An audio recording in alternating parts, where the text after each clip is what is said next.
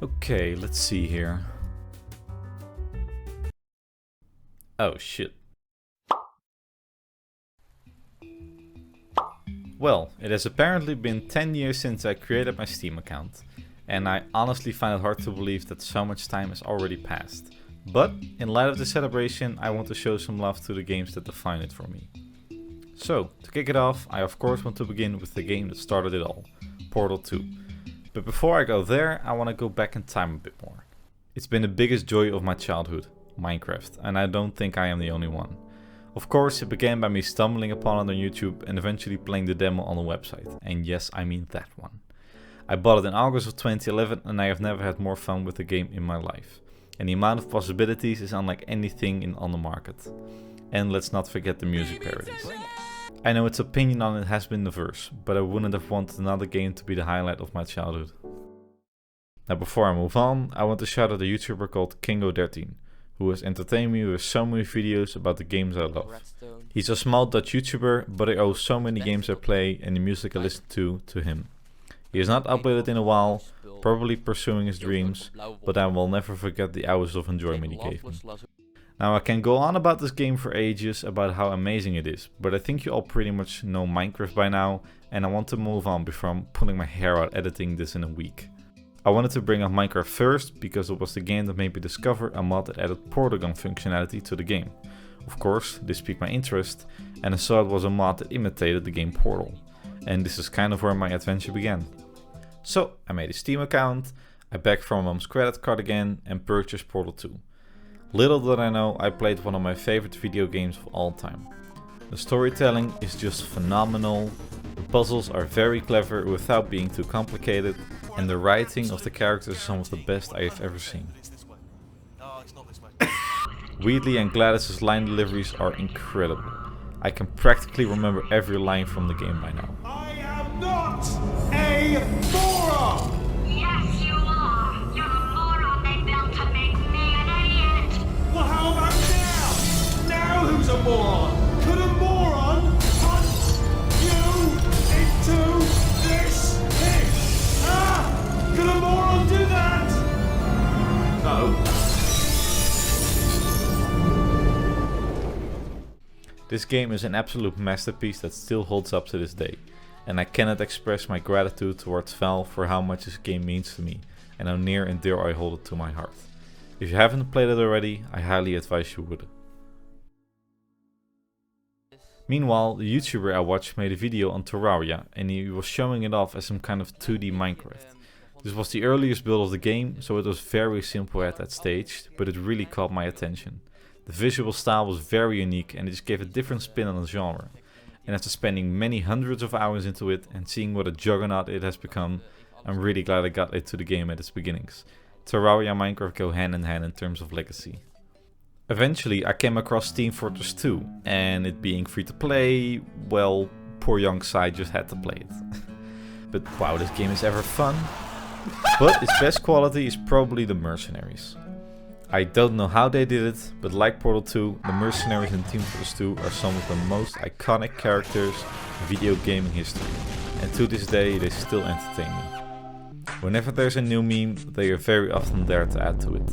But what probably sticks to me the most about Team Fortress 2 is its creators, and most prominently Kitty0706. The majority of my time with TF2 wasn't so much with the game, it was the videos that people made of it. With such unique characters, everyone gave it a go at putting them in different scenarios. And Kitty was one of them. I spent hours watching his hilarious videos and I was heartbroken when I found out he passed away in 2015. His masterpiece Team Fabulous 2 will always be one of my favorite videos ever, and I hope Kitty's legacy will never be forgotten.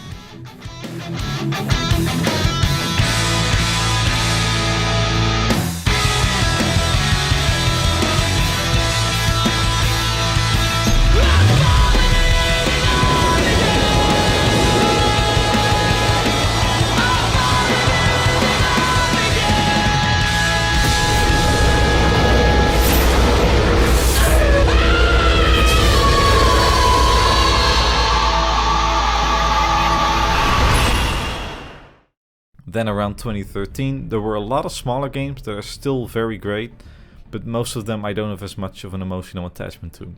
But here are still some great ones that I had a ton of fun with.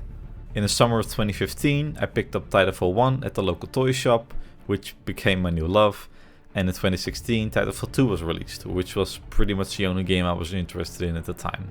But I think I have talked too much about how much I love those games, so I will move on for now. When I turned 17 I bought a VR headset for myself, and gaming had never felt so immersive. Now there was one game that again literally changed my life, Beat Saber. It seemed really easy in the promos and the videos, but man, this game kicked my ass when it just started, but goodness I loved it. Seeing yourself improve over time and being able to beat harder and harder levels is incredibly fulfilling. And over time, I eventually reached a status I never thought I would achieve. I reached the top 90 players of my country. I never really achieved something great with gaming, but it's made me very proud of myself. When I reached that milestone, I did take a break since my arms and wrists really started to hurt, but I hope to get back to it one day.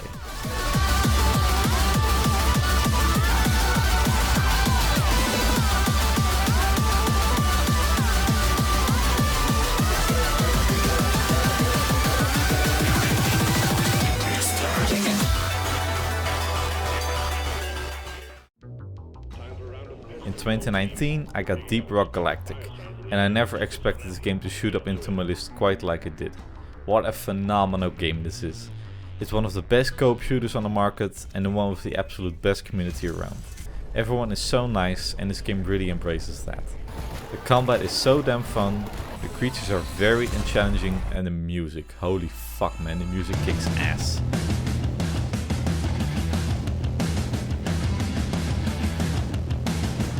The developers over at Ghost Ship Games are some of the best in the industry. They really listen to player feedback, they don't include microtransactions apart from the few optional DLC skins or loot boxes, and when they introduced the season pass not long ago, they made it completely free, and the items will go into the loot pool after it ends. Other game developers, please take note. With its unique caves, exhilarating combat and constant great updates, I really don't see myself stopping to play soon. Rock and Stone!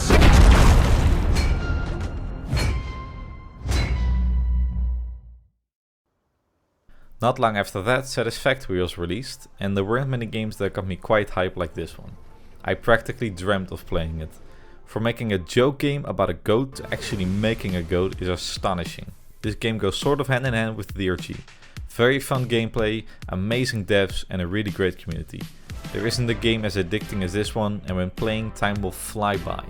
Not having enemies attack your base and having infinite resources make this game so relaxing to play. For the most part. And then 2020 came along. Ori and the Will of the Wisp, Doom Eternal, Half-Life Alyx, Horizon Zero Dawn, masterpiece after masterpiece. This was definitely one of the best years in gaming. Ori and the Will of the Wisp is a massive step up from its predecessor and is one of the most beautiful games out there. Not so much in graphics but in styling. The world feels so vibrant and full of life. The combat is a huge improvement over last time and it feels very satisfying to play. The movement is some of the most fun I had in gaming, and the music is just tear-inducing. This is how you do a sequel, and I can't wait to see what Moon Studios has for us next.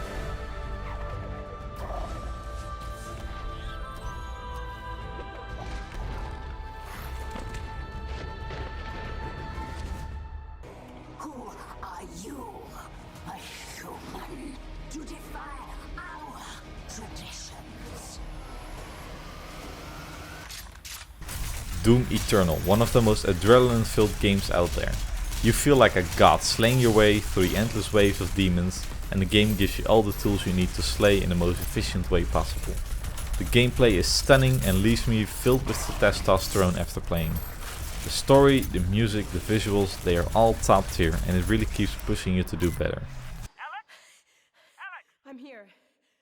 So what's the plan? Half-Life Alyx was the long-awaited sequel to Half-Life, although not in a way many people expected. Making the next installment of Half-Life a VR game might have seemed strange, but it, like all the other Half-Life games before, changed the genre. VR games have a new standard and it's Alyx. This game was such a stunning experience that I hope everyone can play someday. It's unloaded now. And let's not forget one of the most incredible levels I have ever played, Jeff.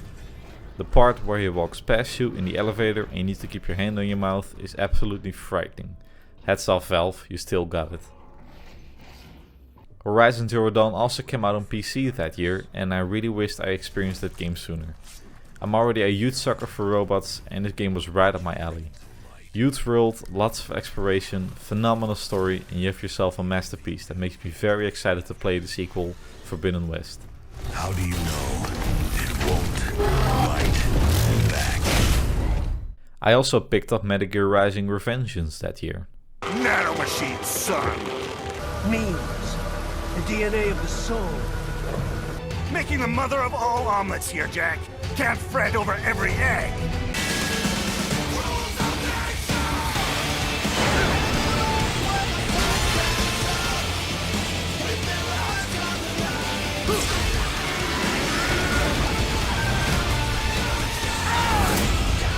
Yeah, good game.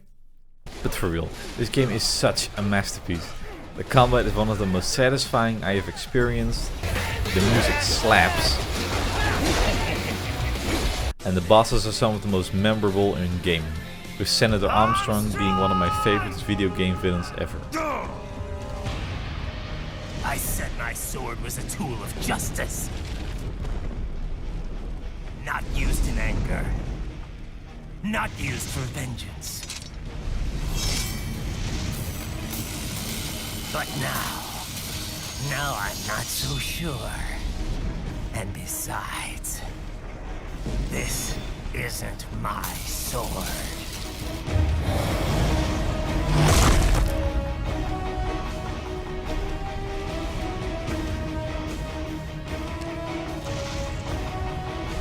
Come on! Okay.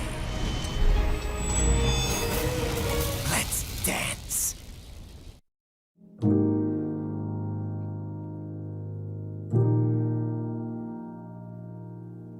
I have almost reached a point in my life where I am done studying and I'm going to work for the rest of my life. It's not like I'll have no time for gaming, but I definitely think I'm not gonna be able to sink as much time into games anymore. But that doesn't really matter. I had one of the best childhoods I could ever ask for, and I really want to thank all of the game developers for making these amazing experiences. And to all my friends, of course, who I have ever played with, for making those memories that much more fun. Gaming is a way to get away from reality, and to be someone or experience something you can't in real life. It makes dreams a reality and is a way to convey a story like no other medium can.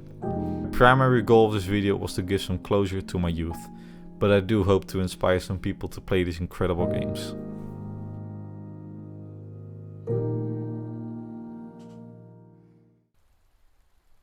Hey y'all, thanks for checking out my vid. I really hope I didn't sound too monotone. I'm not that used to reading off a script, but I really hope you enjoyed it. And well, that's been it from me, and I will see you again hopefully.